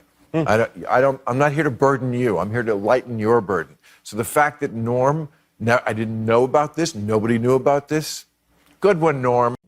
My other friend was mentally retarded. Now, I know you're not supposed to say that anymore, but that's what we said then, you know, and I understand that term. You know, it means that you're arrested. Your mental capacity has been retarded or arrested. So, anyways, I'll say Down syndrome. I don't care. I didn't say it for a long time on account of I thought people would think I was a doctor. And I'd have to hit their knee with a hammer or something. I don't know. The stewardess comes up. Flight attendant! Flight attendant! I apologize. Words are different now. When I was young, if you were a flight attendant and you were a lady, we would call you a stewardess. And if you were a flight attendant and you were a man, we would call you a... Wait, what? What are you guys thinking? Good Lord. What's wrong with you? I'm outraged. I'm outraged, I tell you. I'm outraged at what you are thinking. Just because I paused for a second. I was going to say a steward. If you're a flight attendant, you were male, we used to call you a steward, you know? But words have changed, folks. That's the way things go, man. They're always going to be different. You know, words, they change. That's why I can't understand goddamn Shakespeare, you know? I remember one time when I was a little boy, I went up to my dad, I said, Dad, I think I'm a little girl. And he said, I thought you had a cock. And I was like, oh yeah, you got me. Now, the only reason I tell you that is to show how hateful we were back then. You know what I'm saying? Now, every person knows that people are nuanced. They're not all evil or all good, you know. My dad did good stuff, you know. He was in the Second World War. You know, he fought Hitler. I mean, you know, he had help. It wasn't like he didn't have a fist fight with Hitler. But I'm saying he liberated us from what could have been the icy grip of Nazism. How about that? So that was his good side, you know. His evil side was this crazy idea he had that having a cock had something to do with being a boy. I don't even know, you know, where you could come up with such an idea. Nowadays, we can't even wrap our heads around that kind of thinking. But people used to actually think that. Isn't that something? Now, in other ways, my father was very progressive.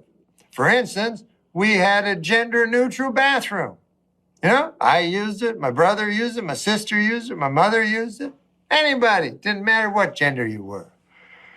And you know what I was way ahead on? Slut shaming. I was always against that. These broken pieces I hold in my hands don't have a chance to mend at all. Before they get thrown into chaos again, I try to pretend I'm whole enough. We stand in this world so unsteady. I don't like words that hide the truth. I don't like words that conceal reality. I don't like euphemisms or euphemistic language. And American English is loaded with euphemisms because Americans have a lot of trouble dealing with reality. Americans have trouble facing the truth. So they invent a kind of a soft language to protect themselves from it. And it gets worse with every generation. For some reason, it just keeps getting worse. 2 months later, we still haven't found Malaysia Airlines Flight 370. This looks like the work of Joran Vandersloot. Remember that character? Yes. No. You don't remember him? He's one who allegedly. There are over 10,000 missing person cases in America.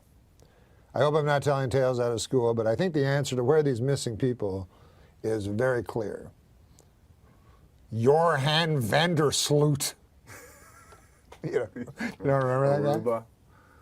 He killed Natalie Portman. No, it was Natalie Holloway. Natalie Holloway. Did you have anything to do with that case? No, I'm kidding. I came to the store the other day, and Pauly Shore's interviewing an assistant, and I'm like, this guy looks fucking familiar. Yeah. And Pauly's like, yeah, dude, remember that Johan Vandersloot? No way. way. A younger brother looked just like him. Yeah? He didn't hire him, but... Wow. That's not great of a story. Javier's got stiff competition, though. Hal Holbrook, Into the Wild. Good. How dare you? What? Hal Holbrook? He's a distinguished actor. He died in 89. He's still alive. He's very He's much not alive. working anymore. You know, he got pistol whipped in Hancock Park where he lived. Really? Yeah, him and his wife, Dixie Carter. Yeah. They got apparently Hancock Park is right on the border of a dangerous area. Yeah, that's the area where I used to live. Oh, it is? So it's a dangerous area, right? Koreatown. Well, she actually lived in the These dangerous weren't area. Koreans, I'll tell you that broke into his house. They broke in. Yeah, they broke into his house, held him hostage, him and Delta Burke, and pistol whipped him. I don't know it what wasn't pistol Delta whipped is. Burke. It was No, Dixie. I mean Dixie Carter. They were both designing women, so I see where Norm's coming from. Yeah, Dixie Carter. Meshack Taylor ran in at the last minute and saved the day with a fruity vest. Annie Potts was very upset about the whole thing. And by the way, if those of you who aren't from this area, you know, pistol whipped in Hancock Park sounds like some threat a cop's going to make to you when he's going to toss you in the hole with the gay guys. Listen, Brewster, you keep this up and you'll be pistol whipped in Hancock Park, all right? I'll hear your screams coming down the hall. Oh, you won't sit for a week, my brother, when you pistol whipped in Hancock Park. Yeah, Hancock Park is... Sounds like something Joran Vandersloot might do. It does. That's the most evil name in a while. Except, yeah, it is evil, isn't it? Especially when Patrick says it. Somebody, by the way, like when you hear Johan Vandersloot call the chick he dragged out to the ocean because she passed out from booze on the sand a slut or a bitch, it makes me want to pull his parents aside and go, look, Missy, come over here, drop your underpants. I'm going to need to take this Duraflame log and wedge it into you so that you can never procreate again. You guys are officially the worst parents on the planet. Like, and they'll be like, what about the inner city kids that shoot at the chicks behind the counter at the Korean market? Yeah, but they want money. Right. Your son does it for sport. The Vandersloots had to have been pretty bad parents. I don't know. I think he just made it all up because to me the frightening guy was Patrick. Which one? Patrick was the guy that talked to Joran and got He was the guy who answered the phone. Yeah. Sting. Hey, why don't you be Johan and I'll be Patrick, right? Because the phone call came at like 1 a.m. Patrick's just sitting around watching a little YouTube and blowing a spleef. Hello? Oh, we're playing a game? Yeah. It's called improv. Wait a minute. Please try your call again later. Hello? Wait, they were in a van. I don't understand what you're talking about. Johan or Jorn or what? Vandersloot. Yeah, Vandersloot. He takes the chick down to the beach. No, I'm not. Patrick is the guy. Is the guy in There the was a van. sting, and he befriended Oh, Jan that guy. to record him. Oh, he's not the worst guy in the world.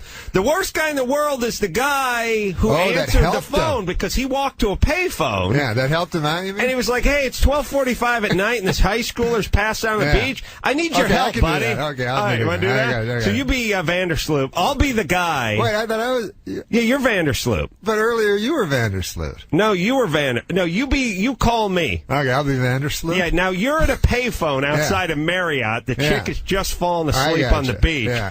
And I'm just hanging out watching TV. Yeah. All right. What's here we your go. name again? Dory. He's got a weird name, like Dory. Dory, Yeah. Right.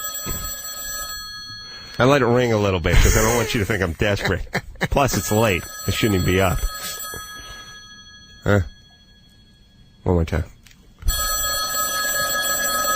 Hello? Dowry, is this you? Hey, Vandersloot, what's happening? Hey, listen, buddy, I'm in some trouble, man. What's up? I'm calling you from a payphone. I realize it's year 2006. What, do you need to borrow some money or something? What happened to that cell phone? Yeah, anyway, what do you need? You need to borrow 20 spot? Now, this is the thing, man. What'd you do, vomit on your shirt or something? You need a new shirt? No, I met a hot lady. All right. Yeah, down at the casino. Uh-huh. And I brought her to a remote section of the beach. You know how I work. Right. I know your M.O. Yeah. What, do you need, a condom or a roofie or something? No, I already have those. I've already used those. Oh, okay. The thing is, I mean, this girl wanted it bad. Yeah, cool. You know What do you need, a talking about? towel or something? Nah, that's not it. You remember that boat you had? We need some water-soluble lube. No. Yeah, it's I know. over with. It was a hot. Okay. Yeah, awesome. Yeah, I got a boat. What of it? I was wondering if I could borrow it for a while. Why? What do you want me to do with the boat? Well, she may be dead or in a coma. Right. And I was thinking we throw her in the chuck. Oh, so we toss her in the boat? And what? Like drive her to a hospital? No. What about the ocean? The bottom of the ocean. Floating hospital? Davy Jones' locker? Davy Jones' locker. No, wow, you're a 20-year-old guy who knows that reference, but yet no cell phone. Interesting dichotomy. So let me get this straight. You met a chick at Carlos and Pepe's. Yeah, she was hot. I did a jello shot off her belly. You did a jello shot. You dropped a digit on her on the beach, and now you want me to drag her into the ocean and throw her in because she's passed out? Yeah, but I don't want to go. I don't want to go with cool. you. Is it cool if I don't go with you? So hold on a second. Because a minute ago I was watching the Honeymooners and enjoying a Zima. Now you want me to get up, pop on the Hirachis, head down to the beach? Yeah. Are you going to help me load her onto the boat? No, I got to get home. Okay, so let me just digest this for a second. She may or may not be dead. She will be, though. Okay, but as of now, she may still have a pulse. Yeah, I can't tell. Okay, so you want me to swing by, but you won't be there, and then I should grab her and drag her across the sand, and then toss her onto my boat, and then drag her a couple kilometers off the shore, and then dump her in the ocean, and then go back home. And you're going to be where? And what you do with her before that's up to you. No, you're beeswax. Yeah, between two consenting adults, I don't care. I think they call it a perk in the business. But, all right, and you're going to be doing what while I do this? Oh, I'm going to be going home. They got a honeymooners marathon. Okay, so you're not going to help me roll the corpse into my boat or anything? I don't got that kind of time, man. Okay. I'm a little spent. All right, buddy. So which lifeguard station would she be at? She's just by the payphone. Okay. She's by the payphone? She's under a mangrove tree. Oh, there's none of them in Aruba. I'll go to the one place where there's a mangrove tree. Awesome. All right, buddy. But hey, listen. Next time we go out to breakfast, you're buying. This has been a wonderful reenactment.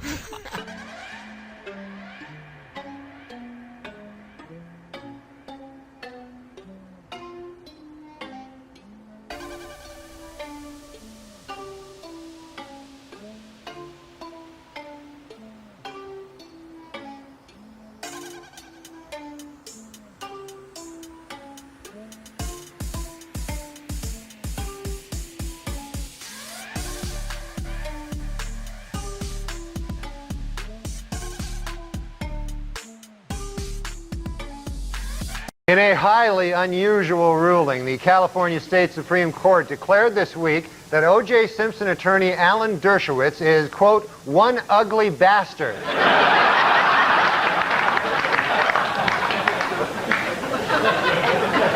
Meanwhile, Simpson Dream Team attorney Alan Dershowitz was back in the news this week, and good Lord is he ugly. Take a look at the guy. I mean, this is an ugly, ugly guy. No two ways about it. An ugly character. All right. It was reported this week that Simpson prosecutors Marcia Clark and Chris Darden often passed sexually explicit notes back and forth at the trial. Notes which discussed each other's, quote, turn-ons. And according to the notes, both Darden and Clark are turned on by the same freakish thing, Alan Dershowitz.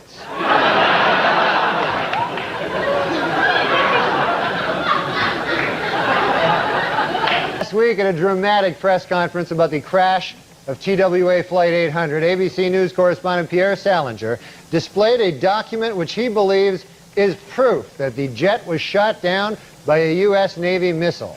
Later, he proudly showed reporters his solid gold Rolex that he bought on the street for just $15.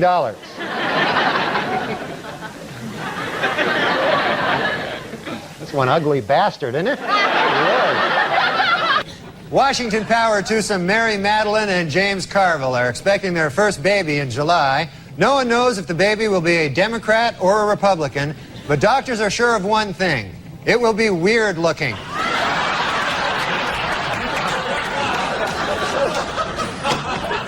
Leona Helmsley fired a maid this week for stealing her Victoria's Secret lingerie. And you think she looks hot here, huh? Imagine, if you would, with the... This week, President Clinton made history when he nominated Madeleine Albright to be first female Secretary of State. Responding to critics who say that she is not the best choice, the president insisted, quote, "She looks a lot better after a couple of drinks."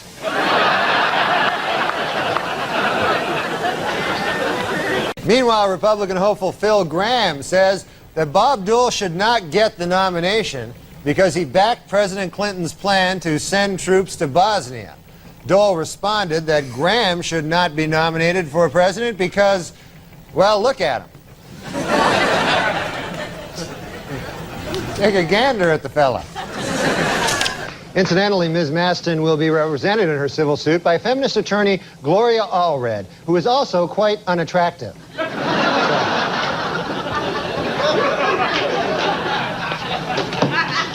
No box of chocolates, that one.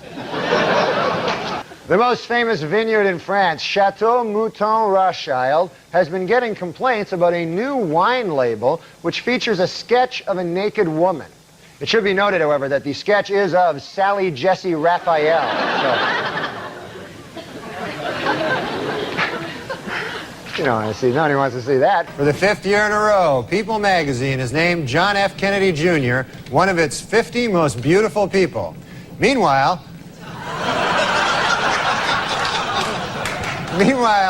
Big Red Nose magazine has named Ted Kennedy one of its 50 faces most ravaged by drink.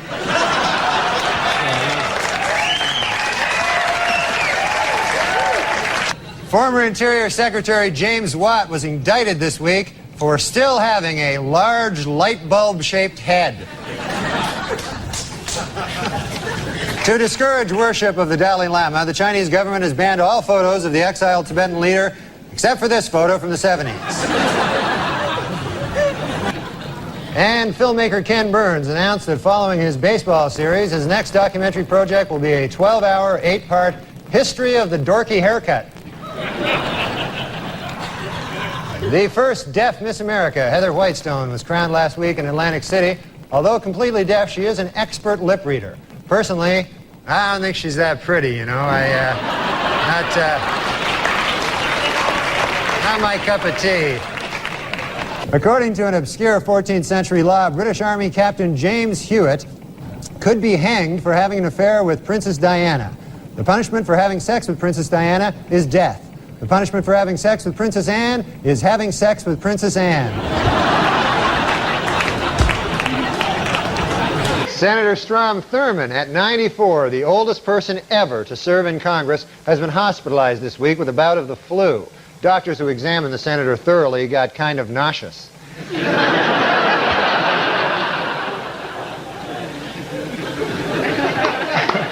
No matter how hard he tries not to, House Speaker Newt Gingrich just continues to scare the bejesus out of little kids.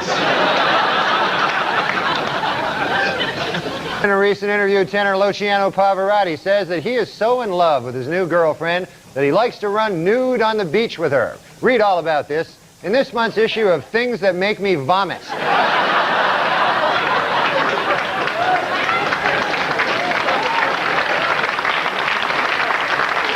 That picture makes me vomit as well. A new development in the Marv Albert story. This week, his accuser, Vanessa Perhatch, decided to go public, allowing news agency to print her name and picture. Following the publications of the photograph, legal experts were left wondering, who was the real victim?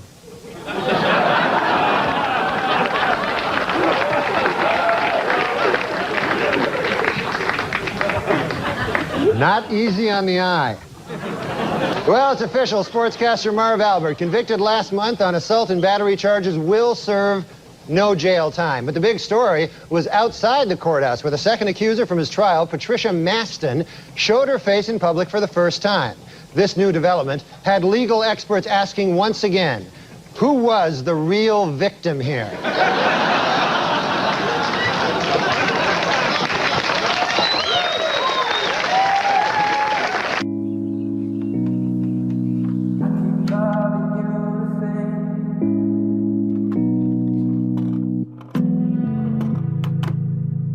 It's been a while, and I still like the way you look at me. Because I keep loving. A celebrated Hollywood cosmetic surgeon whose clients include Michael Jackson, Phyllis Diller, and Joan Rivers has been accused of fondling patients while they were under anesthesia. The case has legal experts wondering, who is the real victim here?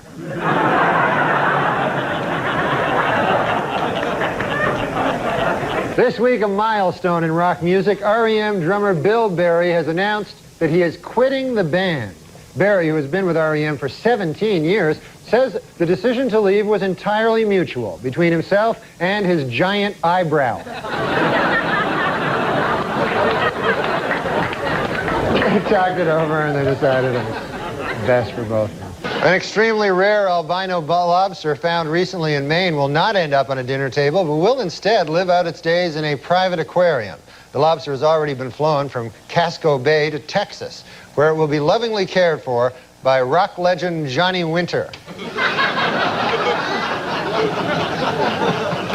Finally, in entertainment news, there are rumors that actor Don Johnson is dating 71-year-old San Francisco socialite Denise Hale. An observer who spotted the couple necking in a restaurant will have trouble getting an erection for the rest of his life. The weekend update guy on Saturday Night Live. Now he's moved on. He's got a new movie coming out on Friday called Dirty Work. Hey, the truck looks kind of small there, Anton. This is live. I'm on live TV. Trunk's fine. As you can see, friend, it's not small. It's a big trunk. I'll show you right here. Well, you got a dead hooker in the trunk. What? No, it can't be. Yes, it was. It was a dead hooker. It wasn't a dead hooker. Hell, I know a dead hooker when I see one. Hey, folks, come on. Hey, here's another dead hooker in this trunk. What?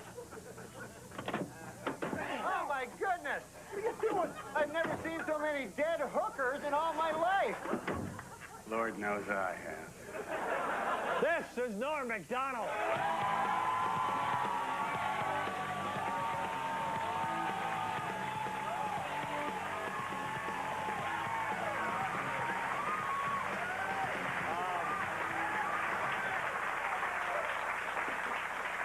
Thank you. Thanks. Hey, how are you? Thanks for doing the show. Thanks for having me. Funny clip. Oh, yeah, this is a funny movie to make, you know. We had a lot of fun. It's tough, though, making movies, you know, because this is the first thing I've done where I had a different name. Like when I did Saturday Night Live, I was Norm, and my real name is Norm. There you go. So on this movie, like, my character's name was Mitch, and so a lot of times it'd be tough, like, in a scene, like, a guy would go, hey, Mitch, we got to get going. I go, ah. And they go, confusing. yeah, and they go, you're Mitch. And I go, ah, yes, Mitch, that's me. And then they go, cut, you know, that's it. Were there any prostitutes hurt in the making of this movie? Or... Well, Chevy Chase beat up one pretty bad, actually. So Chevy is in the movie? Chevy's in the movie, yeah. He's a great man. He was my hero when I was a kid. So the great thrill of me when I wrote this movie with my buddies Frank and Fred was to put all guys I love, Don Rickles, Chevy Chase, Chris Farley, all my favorite funny guys ended up doing it. So I was Love Don Rickles. Yeah, Rickles is the greatest. Animals in the movie? There are animals. No, there aren't any animals. But we did kill some. You know when they put at the end there were no animals killed? Yes. That's hard to do. You know, we were killing possum and stuff.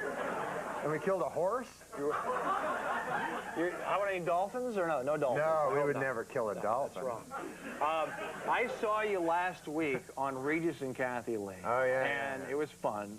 Although I got uncomfortable at the end because Kathy Lee was casting you as a leading man, romantic leading man, which is fine. Yeah. That's very believable. But was she hitting on you, or what was she? Was she flirting, or what was going on? No, well, she's a lady and I'm a man. And she's an incredibly beautiful woman, like, and especially in person. You've seen her up close, is that true? Oh my God, she's so beautiful. She's really pretty, and you know, she's taken. She's married, but I thought he treats her really well. Right, we know. I thought you.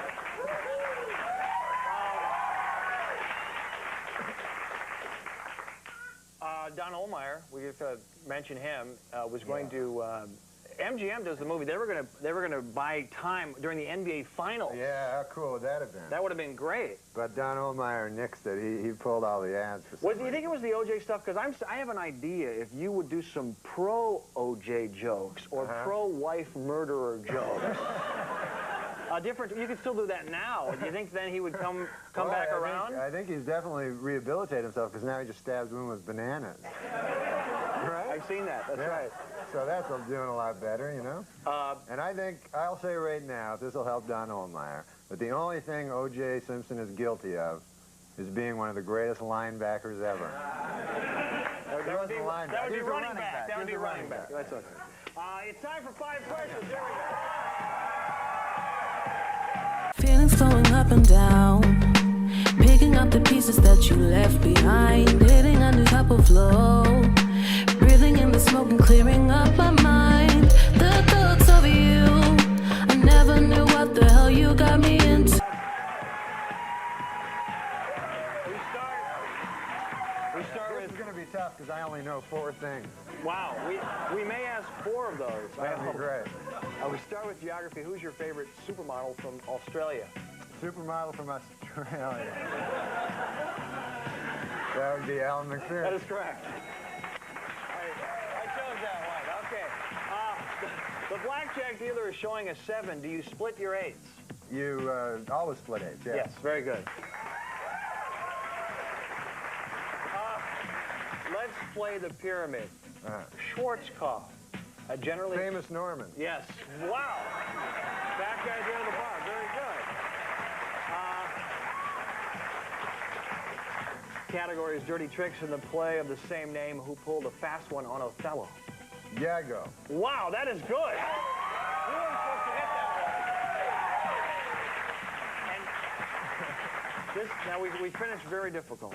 Finally, NBC's Don Ohlmeyer. Punk-ass bitch or bitch-ass punk? Well, that's an age-old debate that I can't get into. We'll never answer that one. That is correct. This is awesome.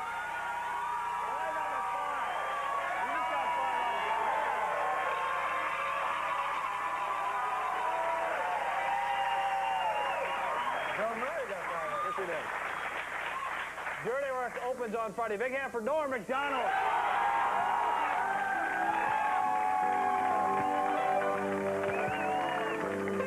And I was tuned in one night, and I swear, didn't you say the F word or something like that? Yeah, I did one time.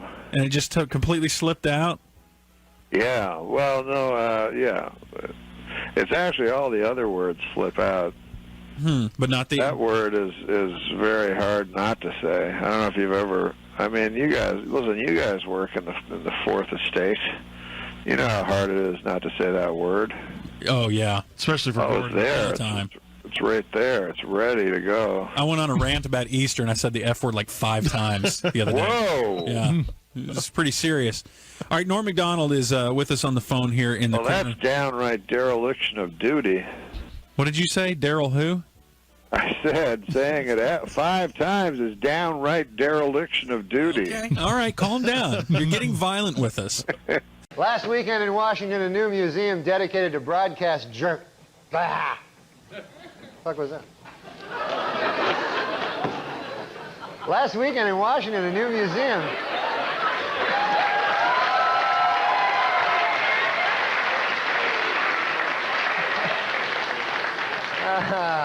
My farewell performance. Last weekend.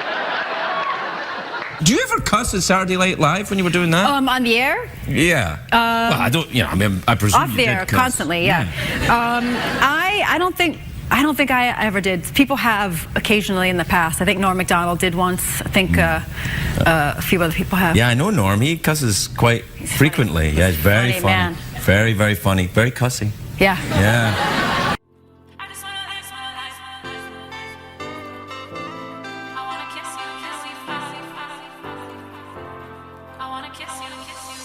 You told me that we should go our separate ways, but now you're back, begging for a place to stay. Oh, it's not right. I wanna kiss you when we fight, kiss you when we fight. Take the road, babe. I don't wanna see them miss you, babe. I don't wanna hear about your mistakes. I just wanna live my life without you.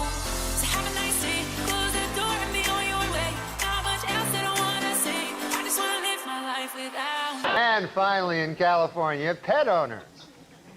Pet owners can now take their canine friends to the world's first doggy wedding chapel, where dogs can actually be married in a civil ceremony. The ceremony ends when the Justice of the Peace says, "You may now sniff the ass." All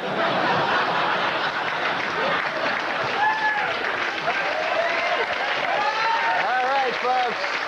Maybe we'll see you next week. Good night.